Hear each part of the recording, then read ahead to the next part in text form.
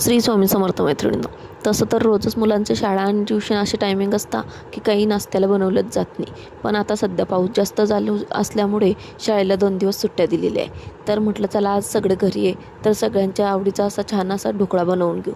त्याच्यासाठी मी इथे पातेल्यामध्ये पाणी घेतलं. त्या पाण्यामध्ये थोडंसं लिंबू सत्व, साखर, मीठ आणि थोडं तेल, हळद या प्रमाणात टाकून छान विरघळून घेतल्यानंतर त्यामध्ये बेसन आणि रवा टाकून ते छान फेटून ठेवून दिलं 10-20 मिनटासाठी. तोपर्यंत मुलंही झोपेतून उठले होते आणि सुट्टीचा दिवस म्हटला की कुंजाचं असं सकाळ उठल्यापासूनच खेळणं सुरू असतं. हे बघू शकता तुम्ही. त्याच्यासमोर इथं दूध घेऊन आली, पण तेही घ्यायला तो किती त्रास देतो. तुमचेही मुलं असेच त्रास देतं काय मला नक्की सांगसाल. आणि पाऊस तर बघू शकता सकाळपासूनच पावसाने छान अशी हजेरी लावलेली आहे. आणि इकडे हे ढोकळा मी हा बेक होण्यासाठी ठेवून दिला आणि लगेच देवपूजा वगैरे करून घेतली. सोबतच त्याच्यावर घेण्यासाठी गोड पाणीही बनवून घेतलं.